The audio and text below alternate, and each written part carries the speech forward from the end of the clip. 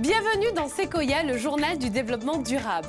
Tout comme Saint-Paul à La Réunion, Saint-Laurent-du-Maroni en Guyane et Saint-Pierre en Martinique, Basse-Terre et Pointe-à-Pitre en Guadeloupe font partie des 181 villes françaises labellisées Villes d'art et d'histoire. Un label du ministère de la Culture qui récompense la politique de conservation, mais aussi de promotion des richesses architecturales de ces territoires. À Pointe-à-Pitre, la municipalité s'est engagée depuis 2006 dans une vaste opération de rénovation urbaine qui doit permettre d'améliorer l'environnement et donner plus d'éclat à cette capitale historique. On regarde. Le marché central de Pointe-à-Pitre, autrement dénommé marché Saint-Antoine, est le plus ancien de la ville.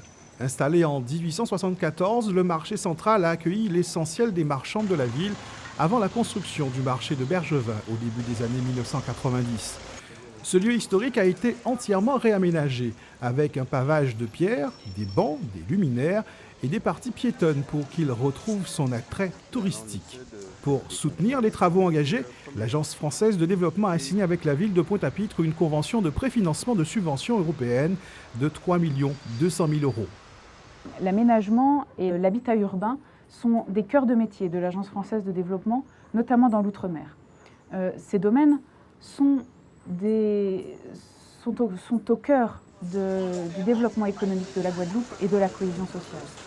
Les opérations d'aménagement urbain sont vraiment des moteurs pour l'activité économique et le développement de l'emploi sur nos territoires.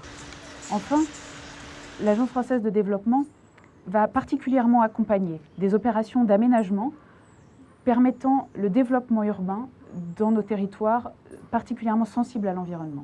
À Pointe-à-Pitre, les problématiques de changement climatique, de la prévention sismique et de la mise en sécurité des populations ont été intégrées dans le projet de rénovation de la ville, tout comme celles liées aux économies d'énergie ou au tri des déchets. Ici, à l'assainissement, c'est un projet d'écoquartier qui est en gestation. Les nouveaux aménagements laissent désormais plus de place à la nature et aux piétons et contribuent au mieux vivre ensemble. La concertation engagée avec les habitants du quartier se poursuit jusqu'à la labellisation de ce projet qui s'inscrit dans le cadre de l'agenda 21 de l'agglomération.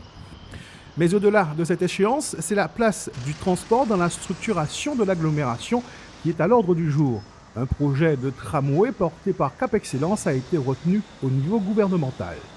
Ce projet se met en place, mais à nos yeux, il va être extrêmement structurant pour faire reculer la place de la voiture, diminuer la consommation d'énergie fossile et diminuer le dépôt de CO2 dans l'atmosphère. Et d'une manière plus générale, c'est un projet qui a vocation de changer le regard et la structure de notre comportement par rapport à l'automobile qui a progressivement, ces 2 dernières décennies, envahi notre paysage urbain et d'une manière générale notre paysage guadeloupéen tout court. Donc c'est vraiment ce qui, sur les 30 prochaines années, sera le projet le plus structurant en ce début de siècle. Un projet ambitieux et exemplaire qui doit concourir avec d'autres à trouver un équilibre entre les enjeux écologiques, sociaux et économiques auxquels doit faire face la planète.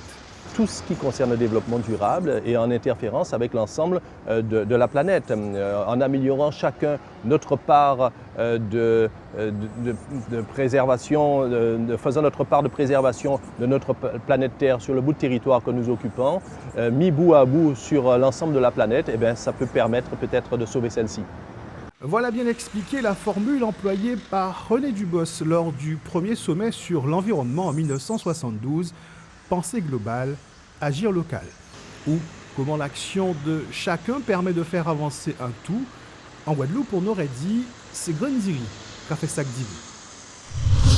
Merci de nous avoir suivis. Ainsi s'achève Sequoia, le journal du développement durable. Et n'oubliez pas, la planète est notre île, protégeons-la.